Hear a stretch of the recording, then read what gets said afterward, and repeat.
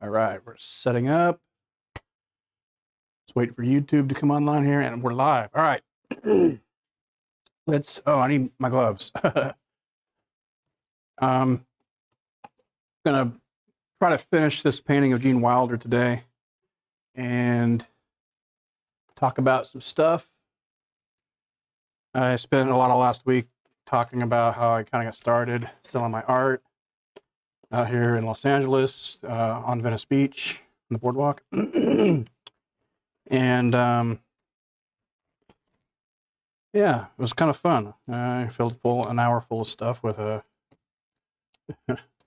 story. Anyway, so we're going to try to finish this Gene Wilder painting. I'm not sure what else needs to be done. Just I want to work on the hair and different things. And while I'm doing that, I'm going to do some more talking because I don't know what the benefit is of me explaining the same thing about color all the time is. I mean, there might be some benefit to that, but I want to focus on something else for a while. So through the story that I told last week, you know, kind of like my first days out on the boardwalk in Venice Beach and how I was floating checks to Kinko's to pay for my prints, and doing what I could with what I had, basically, I guess would be the takeaway from that story. You know, I had a car, I had a portfolio of artwork. So basically I was selling my portfolio pieces that I make color copies of to sell on the boardwalk in Venice Beach to make some extra cash. And soon thereafter, quit my job at Macy's because they wouldn't give me the weekends off. And started full-time selling as an artist on the sidewalk, basically. So the internet was around, but it was still at the library. I didn't have a computer or anything. And nobody was, you know, there wasn't a massive public on the internet quite yet in 1999. And so I was basically just going outside and selling my work. So what I continued to do with that, so I was living in Glendale at the time, because it was close to where the animation studios in LA are. And I was continuing to sell my work on the boardwalk. And I think last week I talked about how the first summer was pretty good, and then the fall showed up, and then and like all the tourists went home, and all of a sudden I went from making enough money to kind of get by to making like a quarter of the money I was making, and not enough to survive at all. And so that first winter, fall and winter, was pretty rough. I got by doing some freelance jobs for people with short films for like poster art and plays that needed poster art. And those people became kind of my social life too. It's kind of weird. I mean, anyways, I'm still in contact and in touch with those people, and they're friends of mine. What was I going to say? So yeah, so the second summer rolls around, and I have more art. Things go better, and then I start finding out about other venues to go to during the fall, which was in the college campuses. You could go and rent vendor space and sell your art to college students who wanted artwork for their dorms and such. So that's what I started doing, and then I had a place to go all year round to sell the work. And the second winter wasn't quite the same struggle. It was sustainable. So so that's kind of a recap, I guess, of last week. And I'm just kind of blabbing here as I put some paints on the palette, just refreshing things. I've been busy all morning and afternoon doing some other stuff, and didn't quite get all my setup completed before we started here. But it shouldn't take me that long to get caught up here. So yeah, the recap of Venice Beach. I'm looking for my Naples yellow here. Second summer went much better, or the second year went much better. But so I got some questions online about a couple of things that maybe wasn't very clear. One person wanted to know about like how I established my pricing right off the bat. And it was really just sort of a couple of leaps of logic. Like, you start by pulling a number out of your hat based on how much this thing cost you and how much you think that it's worth. And so I started off by just calculating the material cost into what it was I was selling, and placing whatever value I thought that a color copy from Kinko's might have. And so I started out with like anywhere from $5 to $10, I think, depending on what size the print was. But I remember that I shortly just kind of narrowed it down to $10 because I had it was an easy round number. People had $10 bills, they had 20. Sometimes you would get, if you're selling stuff for like $5 or $7 or $8, you would get a $20 bill and you'd have to break change. You'd have to get ones, and if you didn't have any money to begin with when you showed up, then you didn't have anywhere to break change. So what I would do is I would set up across the street from a liquor store without any change, and someone would come up to buy something, and if it was $10 or whatever it was, and they gave me a 20, I just took their 20 and I went across the street to the liquor market. So I'll be right back. I went and bought a Diet Coke or something to drink so I could break the change and give them the change. But more often than not, you were getting, even bills. And so it was just easier to keep it at dollar breaks. So like $5, $10, $20, and then, you could go anywhere in between on that. But when you go into the $5 and $1 bill sales, you have to do a lot more change breaking, and that's just more complicated. And so to simplify things, I just sold them for $10. They cost me $1 to produce, maybe a little bit more if I included the cost of the foam core that I was spray mounting them onto. So there was a significant profit margin there, but I wasn't selling 100 of them a day. I was selling like 8 or 9 of them a day. So it was like, or 10 or whatever, I make $100 in a day, and it would cost me $10 for the materials. So that, if I showed up enough times on the beach, was enough to kind of like supplement my Macy's at the time. Then I started making a little bit more money. It was enough to, kind of float my rent and other things too. So the pricing, getting back to the question, you really just got to start somewhere. It doesn't matter. Whatever you think is your paintings are worth, you'll quickly realize whether it's too expensive or too cheap by the simple idea of supply and demand. If you have, if you say you're making prints or you're making paintings, and then you take them out to wherever your market is to sell them, and they sell immediately, and it costs you a lot of money and time to replace it, then you don't have enough profit to sustain it. So you have to raise your prices so that they don't sell so quickly. So and when they do, you have time to replace them. So you have to be able to replace your inventory faster than you can make it. And that includes, so there's a cost to the time it takes to make something, but it's mainly balanced by how fast they sell. So if you have a butt ton of paintings and you're pricing them, what you think they're worth, but nobody's buying them, and you hear people complain about the price, and you start stacking up inventory, then the price probably has to go down, or you have to slow down on how fast you're producing your work and releasing them slower. So it's kind of like a faucet that you got to dial around to figure out where the happy point is, so that you have enough inventory to get to your events or to have for sale, and you're not killing yourself trying to replace it in time. All right, so let me get started. Quit talking here.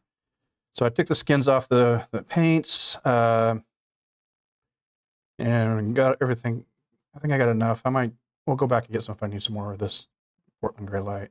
So this is a black and whitish painting. I'm not using black or a true white anywhere. I'm using pre-mixed neutral tones, these grays. So they do have white pre-mixed into them, but I'm not using a straight up white. And mainly because I want to keep the value structure of this painting within the value structure of this palette. So I don't have any super hot white points, and the super dark points aren't just made with black. They're going to be exaggerated with temperature juxtapositions or relationships rather than value relationships. So that's sort of the exercise here, I guess.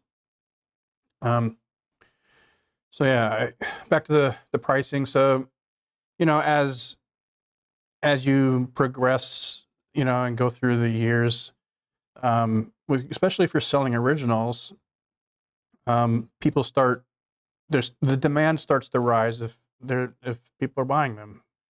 The more people that buy them, the more people that see them, the more people that want them, the more people that want to buy them, the prices will go up. That's kind of how it works. There's no you get to raise your prices just because you want. And I wouldn't suggest you start raising your prices just by every time you sell a painting, you double it or something. That's kind of stupid. I would suggest keeping your prices fairly flat for as long as you can until it becomes a burden to replace them. And then the increase is maybe if you're dealing with originals, maybe 5 or 10%. I don't know. That's something that you have to figure out on your own. There's no real set rule for that. You might. There's a good chance that you could be underselling or overselling, overpricing. You're more likely to sell your work too cheap than you are to sell it for too much. Mainly because you don't know you can raise your prices and people keep buying stuff. And if you're happy with what you're doing, then just stick with it. I mean, there's no, you don't have to, it doesn't make sense to be having things that rise in value exponentially. That just doesn't work in the long run. So as you progress in doing these sort of things, you will start to, don't like that. You'll start to find what works, but it generally ends up being some sort of calculation of the various things like I talked about, it still doesn't work. All right, so the various things time it takes to replace, how big they are, all the various things like how to structure your pricing for different sizes and complexity, and all these other things can go in as a variable in the pricing too. So you want to kind of find a happy balance somewhere that the artwork is moving and selling, and you're got some incentive to keep creating some too. So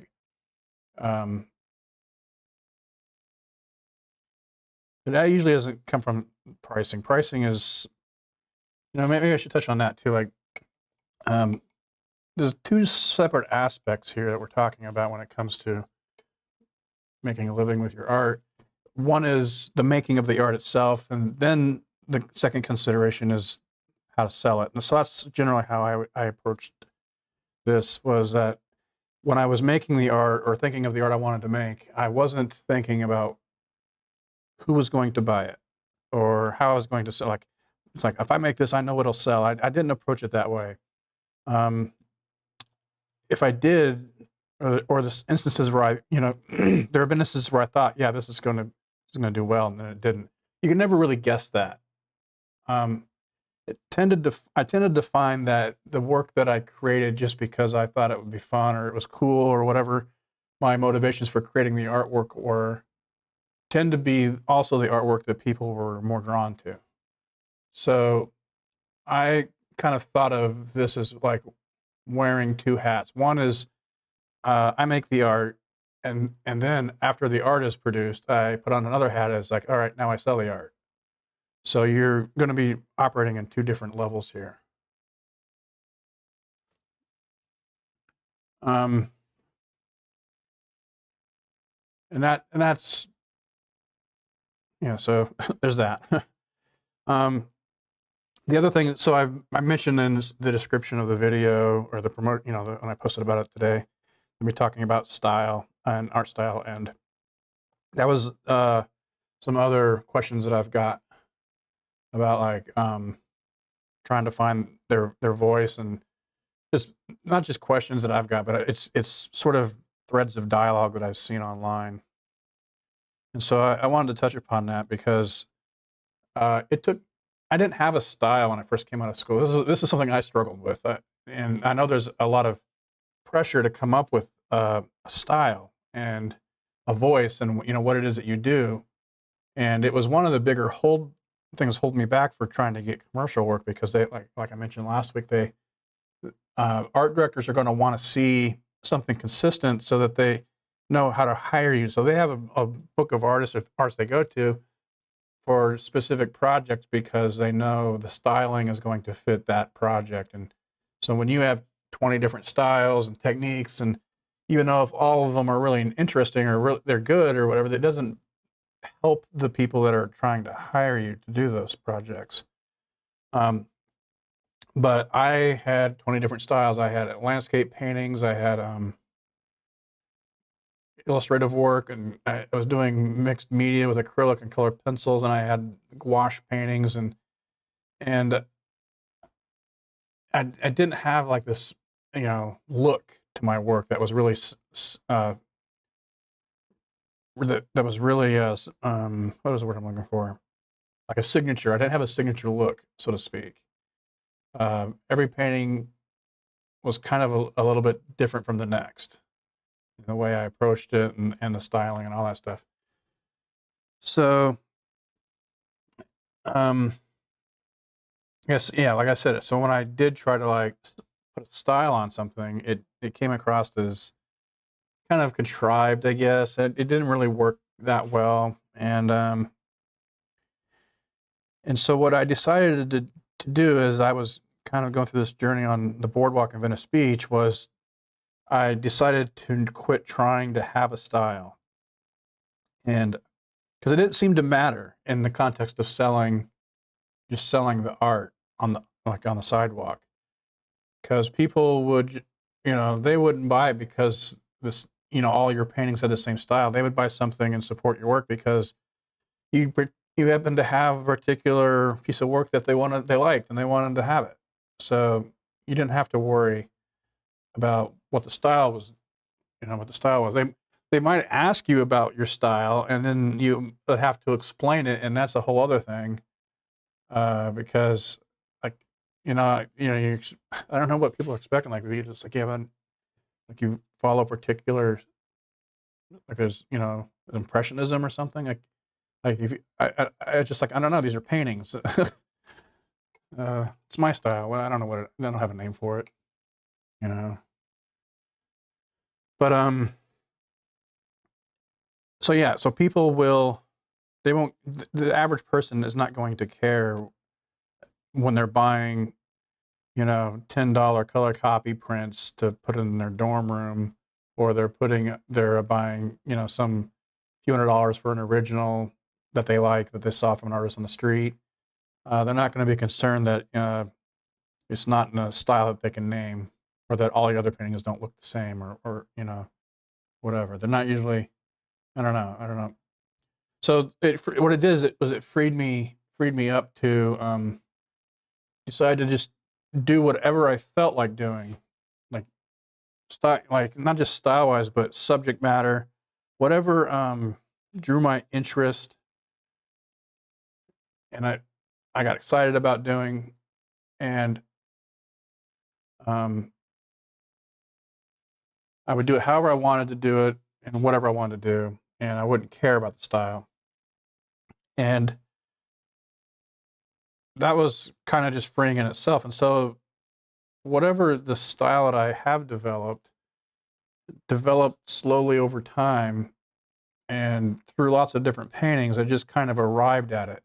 And so the way I would describe style, and what I meant by your style is you, is when you try to have a style, what you're doing is you're like splitting yourself in two. Like you're assuming that you don't have a style.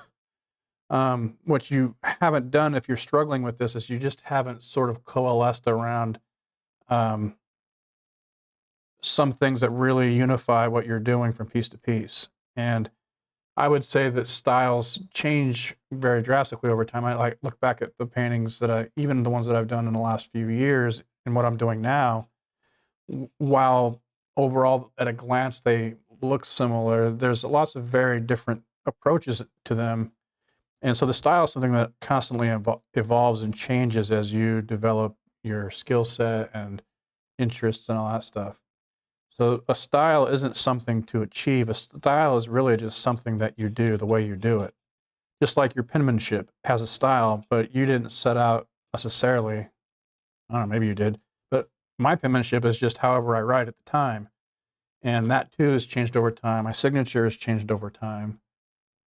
I've seen seen people selling my work on like eBay or something, stuff that I like some of these pieces of work that I did back in I was selling in Venice, and they weren't sure it was mine because they looked up or they called a gallery to get a picture of a signature, and the signature now looks different. And so they're not sure if it's a forgery or if it's, what it is. And it's funny, it's like my style has changed, or my signature has changed in several different ways over the last 20 years. I came across a set of driver's licenses I had just in my drawer, and I was looking at the signatures on them, and the signature I had when I first came to LA looked like a guy that was just writing his name down, and it was like all capitals and stuff. And then it turned into cursive because the reason the signature changed so much is because I was signing so many prints at one point, like these little paper prints that I was selling for $10 and $20. This is like when I was traveling on doing street shows all over the state and the country and stuff. I would sign hundreds and hundreds and hundreds of these things, and my signature changed to somebody who writes his name down really fast. And then the G changed because I needed as I wrote the G over hundreds of thousands of times over years, it just changed. So it morphed into the sort of way I would write the G in a capital G, but really fast. And then that turned into a cursive way of doing it. So it evolved. And it's too blue. It evolved over time. And then the signature turned into something that, well, you could see that it was two words, but it wasn't readable, and that wasn't a good move necessarily. So I would suggest, as artists selling your work, that make your signature legible so people can look it up and they can track you back down if they forget your name and they're buying. People aren't necessarily remembering who they're buying a $10 piece of street art from. And so if you don't write your name down clearly, they're not going to have an easy time finding it when they want to, like, either, collect some more from you or recommend to their friends or talk about it. It's like, so yeah, write your name down legibly. That would be one suggestion I would make that it's something that I wish I would have done. But that being said, then my name, so the signature changed over the years, and so like that, your style is going to change too. So if you're trying to steer your style into a direction, you're just going to get off center with yourself, so to speak.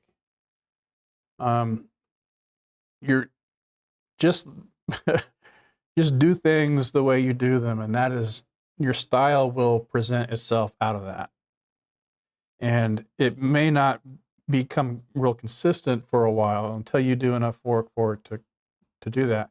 Now, this may not be a problem for you. I have friends I went to school with that, like, right out of school, they were like, this is my thing. And it was like unique, and it was them. It was like every piece, there was consistency and like all the things, like, and they got hired and stuff and getting jobs doing book covers and yeah. So some people, they just like, they know their style, they discover it really quick. And if you're one of those persons, then yeah, congratulations. Jerk. Just kidding. So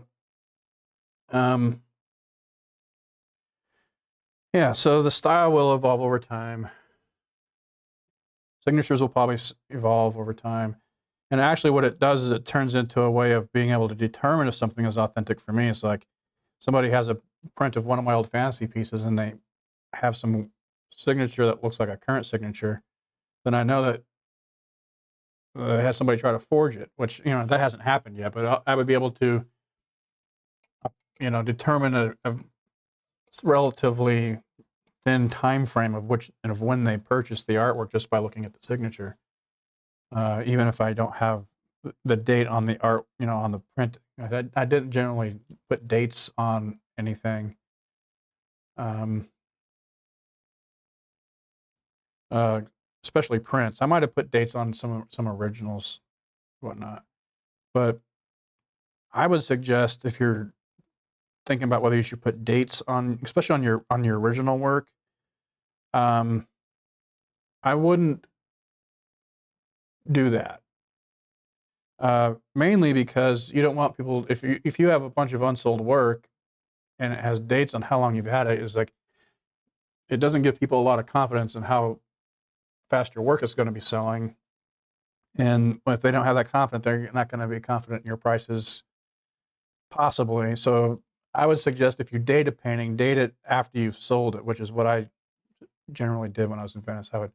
I used to not even sign my paintings until they sold because I hated signing them. I thought the signature had nothing to do with the artwork. It was just something you know, like I painted that part of the painting. Now I got to put words there. What does that have to do with anything? That was my feeling of signing. But people generally like to buy artwork that has a signature on it. They want you to sign it. So I would sign it after they purchased it. Now with the prints, I just signed them before. I signed them as soon as I made them. But yeah, so if you're dating your paintings, my approach would be to date them after you've sold them. But I don't put dates onto my paintings like when I've created it or sold it. That's what you use. You can use certificates of authenticity for that, or you can write the date on the back. I often will write the title and date on the back of my paintings on the stretcher bars. Mainly because when I drop them off at the scanner needs to know what the title is so that he can input it into the computer and all that stuff. So anyway, so yeah, where was I? I was going to college campuses, selling my art, and going to street festivals, which were a lot of fun. And one thing that it started out, it was quite a bit of fun. And there was the struggles of setting up on the boardwalk itself with the territory and the kind of tribalism of other artists down there. To really so it started out, you weren't allowed to set up until 9 a.m. And the reason for that was noise ordinances of the people that lived there hated us because people would start showing up at like 7 or 8 in the morning on a Saturday and start banging crap around. And they're like, I'm trying to sleep up here. And everybody that was all the artists, other vendors who didn't care, like, yeah, well, you knew what Venice was when you moved here in your $1 million house. And, so people are rude, the artists are rude. And then people want to sleep in on a weekend. I get it. I can get it more now. But so you couldn't get there you couldn't set up till 9. And generally, so people didn't really start showing up until like 8:30, and they started hovering around where they were going to set up. And then as soon as 9 o'clock rolled, it was like that Tom Cruise movie where they're like running into stake their claim across the boardwalk, or like running across the prairie and staking out their claim on the boardwalk, and muscling everybody out, trying to take it. But generally, it was all the same people showing up. So the most people that were showing up on the weekend, were like me. They just showed up on the weekend. There were some people that were out there every day. But when you show up consistently enough, and you start to kind of have people respect that you're always there, and they don't bother you, and they don't dress up in your spot. And so while there was no legal stake to anything, people still claimed their territory, and people respected that also. If you didn't respect it, you ended up having more problems than it wasn't worth. You're trying to make money out there, not trying to get into fights. So, but there was not a whole lot of fights out there. I've almost gotten a couple of fights with people over stupid things like a trash can. So the trash can's removable, At the time, they're like 55-gallon metal drums. And this guy that I sat up next to, he decided he was going to put that on the corner of his stakeout and kind of blocking the view of people walking down the boardwalk as they got close to me. And so I moved it back close to the beach side, and he got the garbage can and moved it back out there. And I had an argument with him, and he was a jerk to a lot of people. He did get into fights with people and punched people, and he ended up going to jail for 30 days for punching his girlfriend out there one time. Got it. It's like, yeah, this guy was trouble. But he was always picking on small people and people that were weaker than him, people that he could beat up on. And, I'm a friendly guy, but I'm like, 200 and the time I was probably at 220, 230 pounds. And I wasn't afraid of this guy. I wasn't a fighter, but it's like, so anyway, I moved the trash can back and he moved it. And then we got right in each other's face and like he was about to punch me, but I have now I have a Brazilian jiu-jitsu training, but at the time all I had was high school wrestling. And so I got really close to him, and he was tall. He was like 6'3" or something, but lanky and skinny. And so we got each other's face, but I got so close to him that he didn't have the distance to try to punch me real well. And I could feel my adrenaline jumping, and I was, the thing that was going through my head is I could grab him by his nuts and his throat and throw him on the ground really fast. But I don't know if that's going to work, but if I do it, I got to take him by surprise. Or, I got to do it before he does something to me.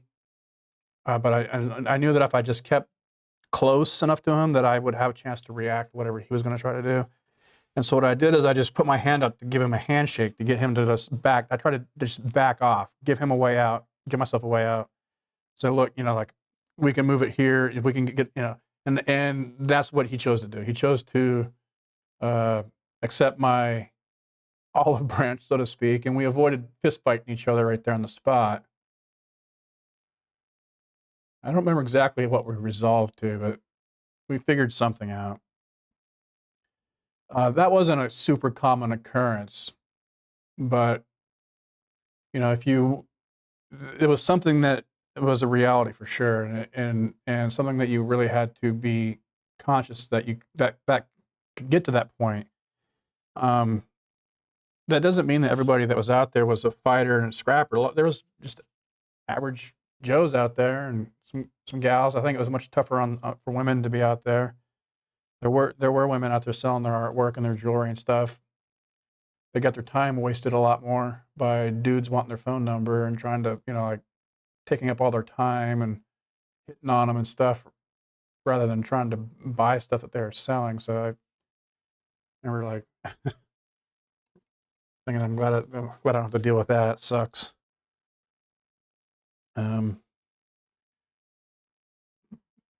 And some people could be pretty aggro towards them for territory too. So yeah, you had to have a strategy of how to deal with all that stuff. And so the strategy to avoid the fight was to start showing up earlier to stake your spot out on the boardwalk. And there was an event that really exacerbated this all was the city decided it was time to renovate the boardwalk and redo the pavement and all that stuff. So they started tearing the boardwalk up like right during the middle of summer, beginning of summer. And so there was much less space. They didn't do it all at once, but there was like a quarter of the boardwalk at a time was just tore up under construction, and you couldn't set up there. There was no way for people to walk through if you did. And so what happened is everybody started showing up at 7:30 in the morning and sticking out a space just so they could get a space. And then you had to show up at 6:30. And And another thing that was happening during all this time was the city was constantly trying to change the law. They had two people fighting here, and that was business owners who were paying rent on the board for merchants. They hated us setting up because they thought we were taking their money, and they were paying rent, and we were setting up there for free. And then the residents there hated what was going on because of all the noise that people made setting up in the morning, and the fighting, and there's just if you live there, I can imagine that would have been pretty freaking aggravating. So the city was constantly trying to deal with this situation, and what they did, instead of, nobody from the city ever really came down and saw what was going on and did something. They tried to legislate things that would make it harder for people to just vend stuff, like going to get a bunch of wholesale jewelry and setting up and selling it and competing people paying rent. So they were trying to define what art was, and because the way that it was structured is that it was a freedom of expression, and you were allowed to be out there with your artwork or a message that you wanted to get out to the public somehow.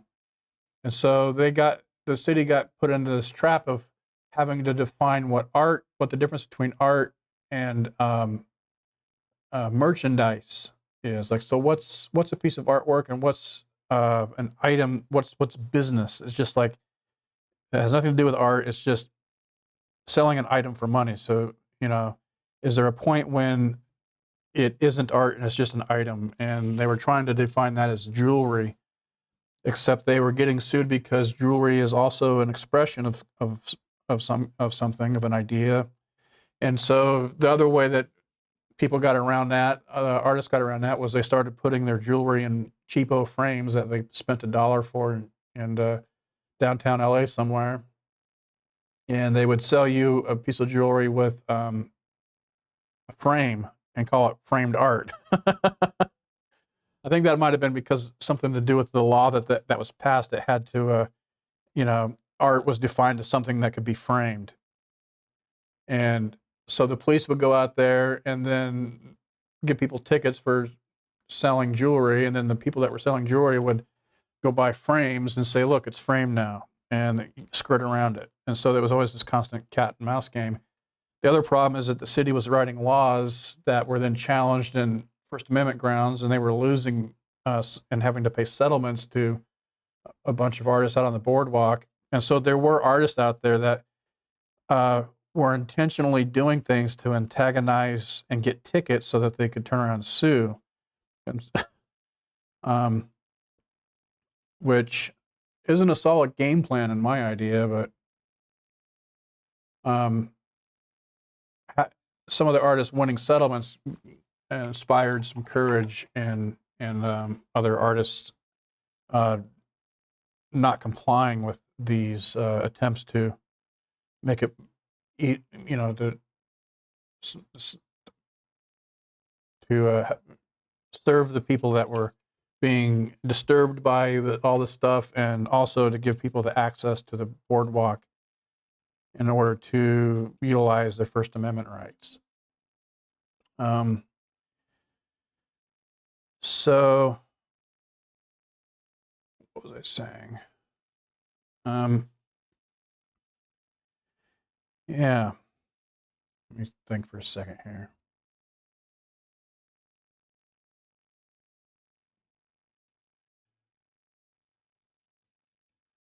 Oh yeah, so I was talking about having to get there earlier and earlier and earlier, and by 2000, so I started in 1999, and by 2004, I was having to get to the boardwalk at 4:00 in the morning to stake out my spot.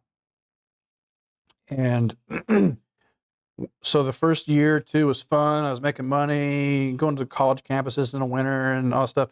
And now it was getting to be a grind. Like, because it was it was my business. There was pressure to make money to pay my bills. I mean, that was always there.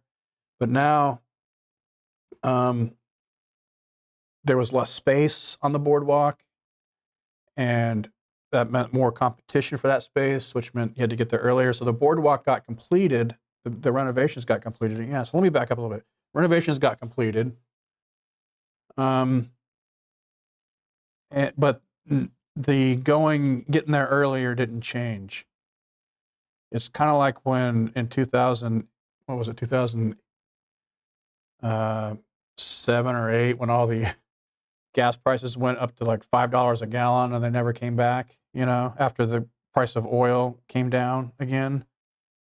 It's kind of like that, at least here in California.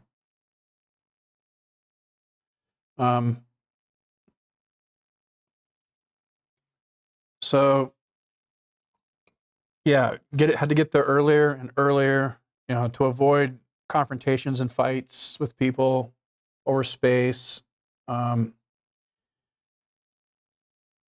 I remember there was this dude that would show up. I'm not sure if he was homeless. I think he might have been homeless, but he had a 10-speed. And he would show up and make a sand mermaid. And he was a black dude, and he would yell at people that, he had a lot of, he hated white people. He was nice to me, but he hated white people. And he would yell at people all day long as they walked by, especially if they tried to take a photo of what he was doing and didn't give him some money in this little 5-gallon bucket. And, there's nothing against the law yelling and cussing at people as they walk by, but you don't want to sit up next to a dude like that, because people will just try to avoid him, and when they're trying to avoid him, they're going to avoid you too. And there were a number of other vendors that would be out there that you'd want to avoid.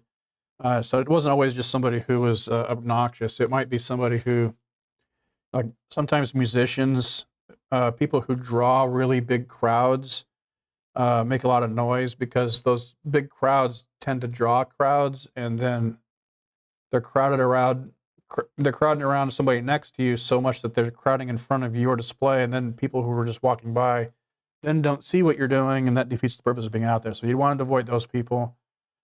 Anything that was got a controversy or people just arguing, there'd be atheists out there and arguing that there's no God. Then you'd have about 20 people sitting around in front of your booth arguing about God, and you're like, that would be annoying. It was like Facebook before Facebook, so you wanted to avoid all that nonsense if possible.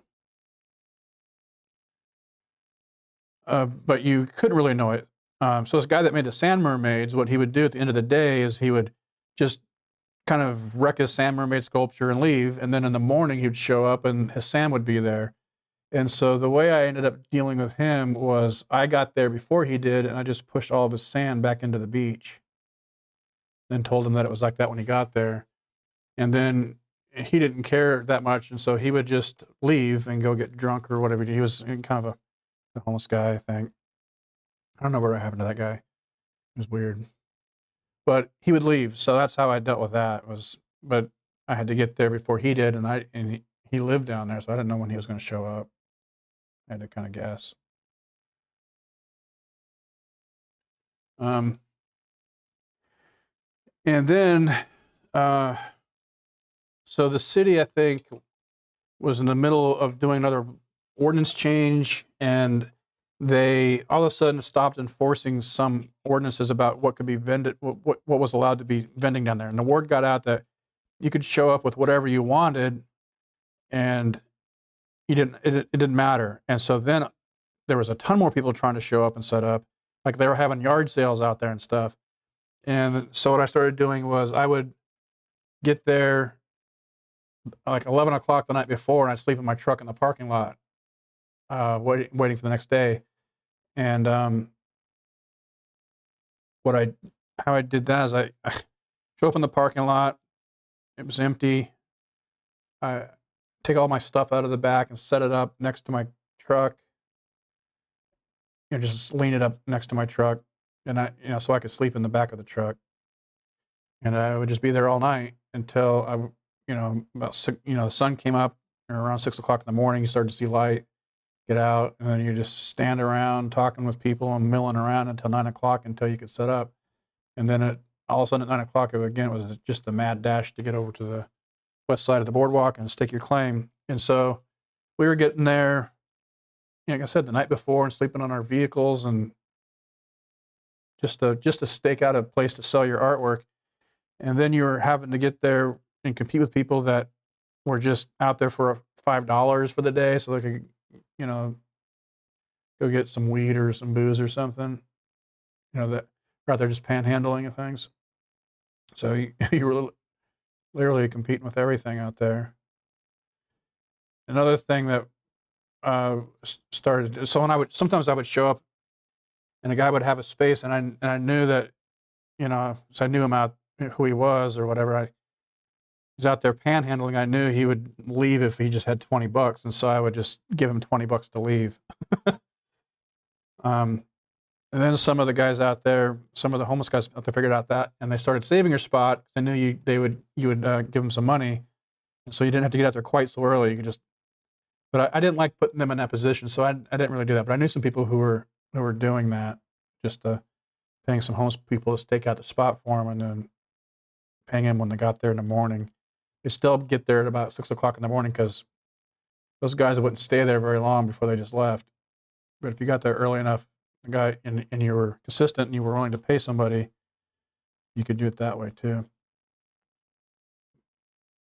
But I felt like I didn't want to have to trust that they were going to do that. They're not necessarily that reliable, and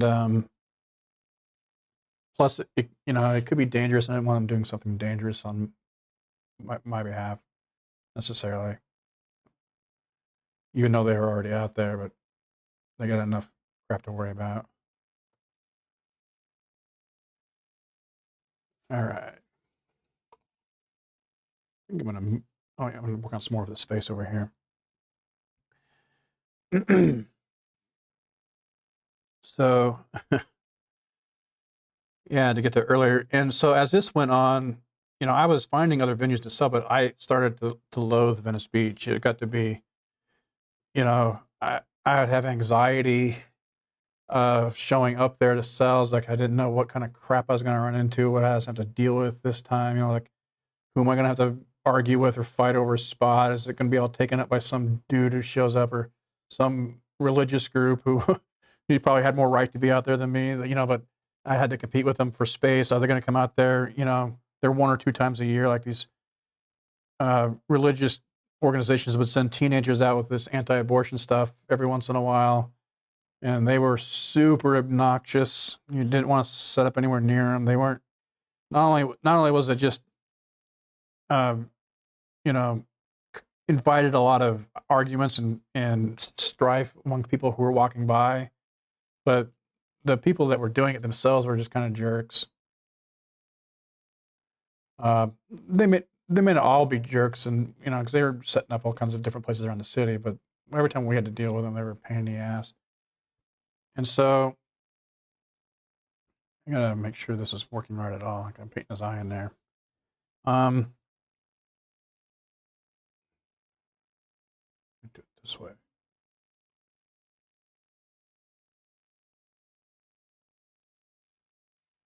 Yeah, so his eye's got to fit where his eye is. So this might take me a little bit to figure out to make it look right, because I don't have the goggles exactly in a position like that matches any of the references that I have. Kind of cockeyed, so I gotta keep that in mind here. Yeah, lose my train of thought.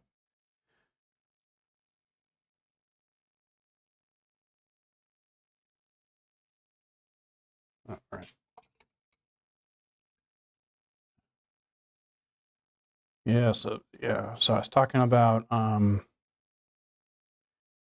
getting there early, sticking out your spot, and how I started to loathe it because it was it was inducing more and more anxiety.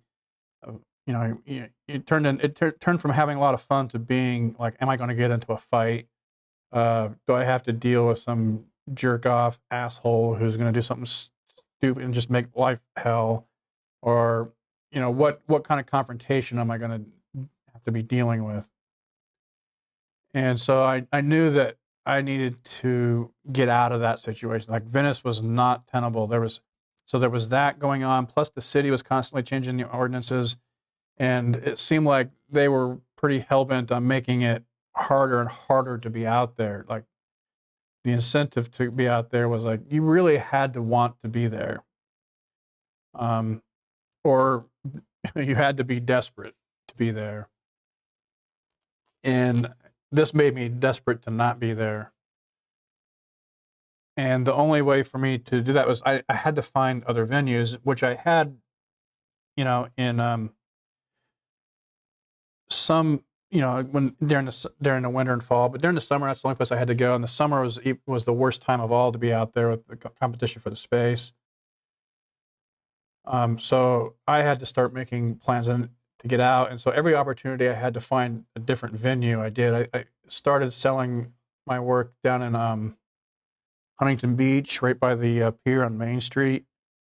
They didn't do that every weekend, but every time that they had a weekend, I'd be out there. And what I discovered was when you actually paid for a location, you didn't have to deal with all the hassle of competition for the space and fighting people. It was already settled out, so that worked.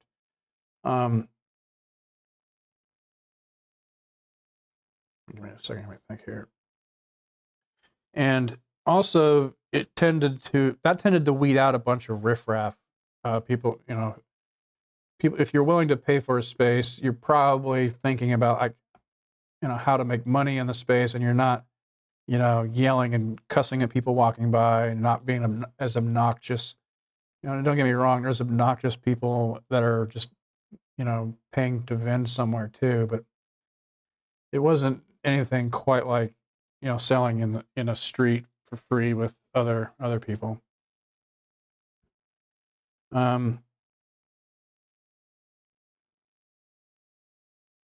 Let's see, his ear's going to be over here.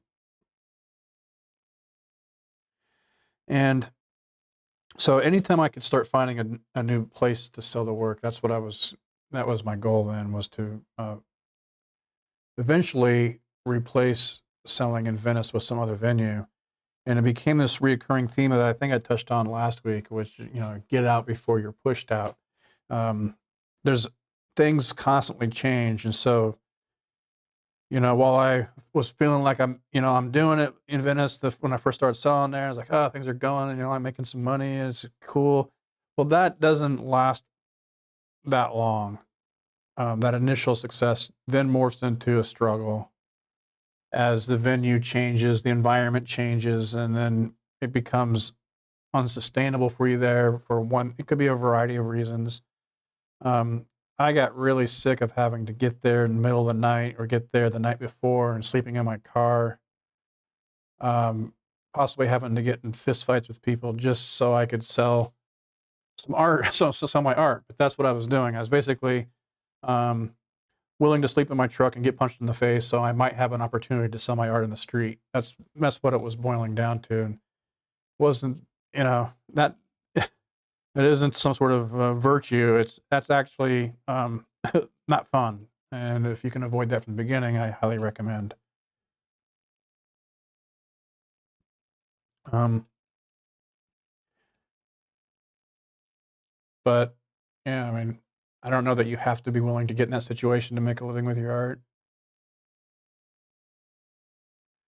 But I was for a period of time, and I quickly realized that this is nonsense and it's not necessary.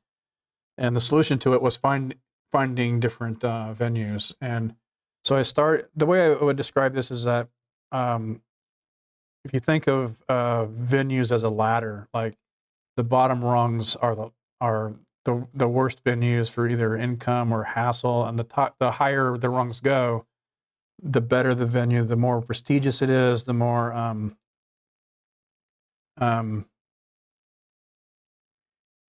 easier, but so what you're doing is you're replacing lower rung events with higher rung events, and you start slowly replacing. So I had a schedule. What I did is I got a calendar that had the whole year on it that I could staple to my door, and I would plan out where my events were going to be, and that was the only way to get out of Venice. I mean, Venice was always there. I didn't have to put that on the calendar. I just show up. But if I wanted to get into some of these other venues, I had to know when they were. I had to apply by the deadlines, and I had to keep that track of that. And there was no smartphones at this point, or maybe there's digital calendars, but so I just got a calendar from a store that had the entire year, and then I could see where the dates were by look. I could just see it by looking at it when I had to get things, applied for. And I would work backwards. So I'd say, okay, I want to be here for this event on this date, and this is when the application is due. And so I would mark and highlight on the calendar when the application was due, see all that stuff. And I had to start planning much farther ahead so I wouldn't have to sleep in my truck to sell my art. So I guess now that I think about it, I got organized out of necessity, and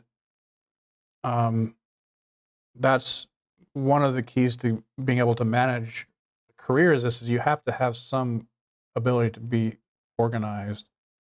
And I just flew by the seat of my pants. I didn't keep track of much. I kept, track of the finances, and I paid. One thing I did do that I thought was, that I think is a good idea is I put when I first started making money in Venice, it was all cash, but I would take all the money I was making and I would deposit it into the bank, and then I would pay taxes and report taxes and sales taxes and that sort of stuff so that I could have a record of income. So if I ever were to be able to buy property someday or get loans, I would have a record of income and participating in our society at the basic level.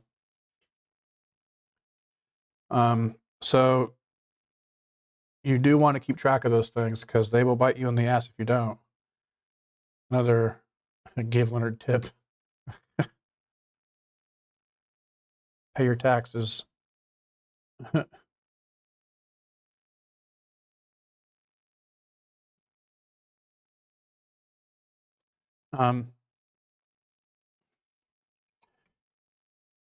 Yeah, so that leads me to 2005. I was going to go to the New York Art Expo, which is one of the largest art trade shows in the world, and I knew artists had gone there and got kind of discovered by somebody or got publishing deals or picked up gallery accounts or something, and so I was going to aim to do that and try as a way to get out of Venice Beach. And let me back up for a second. So the reason I was going to do that is there's a little story behind that too. I mentioned I started selling in Huntington Beach, and the whole crowd there was better. It wasn't a freak show like it is in Venice. There was it was a little upper class, I would say. Huntington Beach does not put up with vagrants, at least not around Main Street and all the shopping stuff. The funny thing is the First Amendment issue basically means you can set up on a sidewalk, and I did that in other places too. I set up in front of the Barnes & Noble in Old Town Pasadena one time because it was going to start raining. It was raining down in Huntington Beach, and they canceled, and so I went up to Old Town and went into the Barnes & Noble and asked them if they would mind if I set up my artwork in front of their window out on the sidewalk, and they didn't mind. They had an awning, so if it rained, I wouldn't get wet. And I made like $200 in a few hours selling out there, selling my paper prints, and then I was able to go buy some groceries. So at the Ralph's right down the street. And I was prepared for the police to hassle me. I got hassled by the police a couple of times in Venice. Nothing real serious. And I got handcuffed one time, but because the cop was kind of a jerk. Anyway, so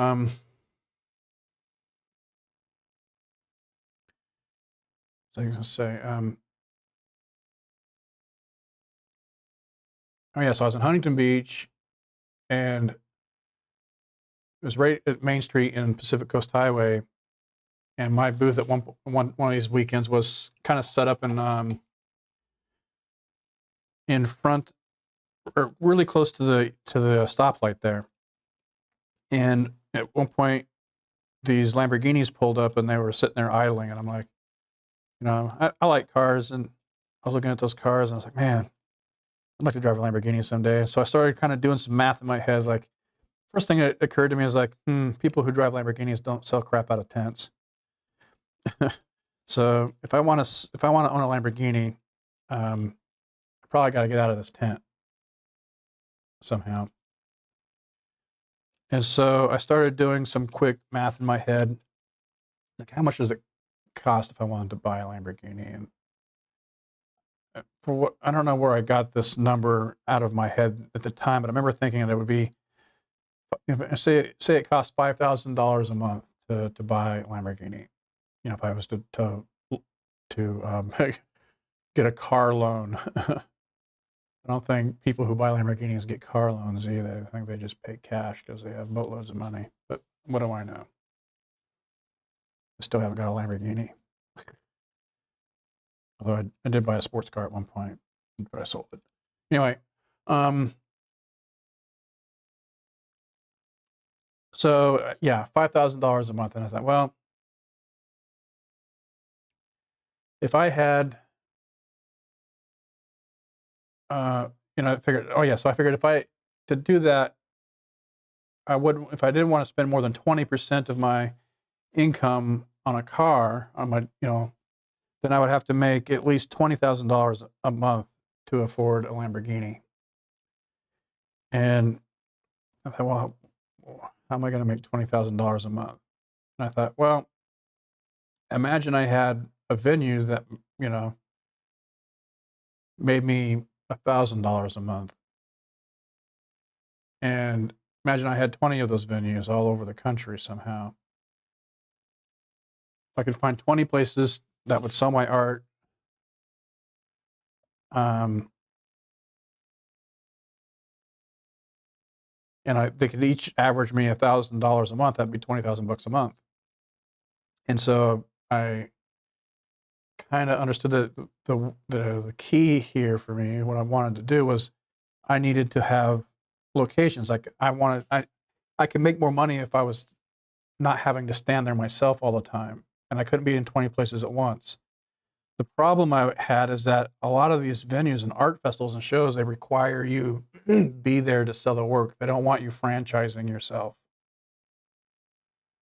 What they were intending to get rid of is, people out there selling tchotchke art that they bought on the Home Shopping Network or something. I think that would be, or, businesses or corporations out there who have figured out a way to mass produce something, and they're just selling. They wanted unique art, and they wanted the artist experience. So short of it is that I wouldn't be able to just apply to a bunch of these street shows and then hire people with my setup to go out there and do it, because the venues wouldn't allow that. They come around and check your ID to make sure you're the person there.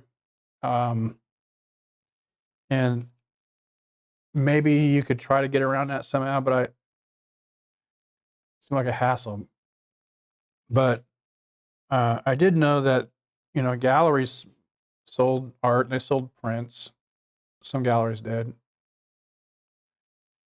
And so even if it wasn't galleries, you could just have stores, and I was like, how hard could it be to sell $1,000 worth of this a month? I mean, that's, if I can do it in a weekend, on the street, how hard could it be somebody with a store to sell it and make money? And so I thought that was a relatively reasonable goal or an idea or some sort of a concept. I thought that was, wasn't outlandish. It wasn't like I was expecting galleries to make me $10,000 a month off the bat. The goal was 20 venues that averaged $1,000 a month. That would do it. And so the reason to go to the New York Art Expo was to try to get into that sort of business model, because the galleries and distributors and publishers that worked in that business market, that's where they went to find artists, to find each other, to make deals, all that kind of stuff. And so I figured if I could just get there, something will happen and I will get out of this stupid boardwalk. All right, so I didn't finish this painting because I'm talking too much probably, but I am going to I'm going to stop here in a second for the day, I think. And I'll start a new painting next week. Well, that's what we'll do. We'll start a new painting next week. I'll talk about some more stuff. If there's questions you have about things talked about today, message me or comment on the post on the video, and some of those comments I'll be able to respond to just in the comments, and some of them, if I don't respond to the comments, I'll make an effort to to address them when I do the next live stream. And the next live stream will be next Friday, whatever date that is.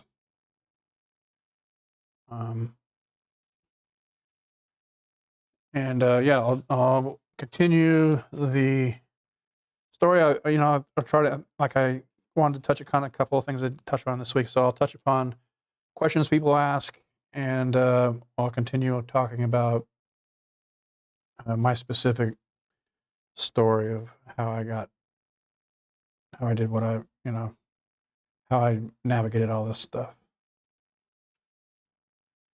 Yeah, all right. So thanks for joining me. I hope you enjoyed listening to me ramble to myself. I don't know if you could see my face in some of this shot here, but I have a Band-Aid on my face because I shaved for the first time in 17 years. I haven't seen my chin in 9 years, and I cut myself. I hate shaving.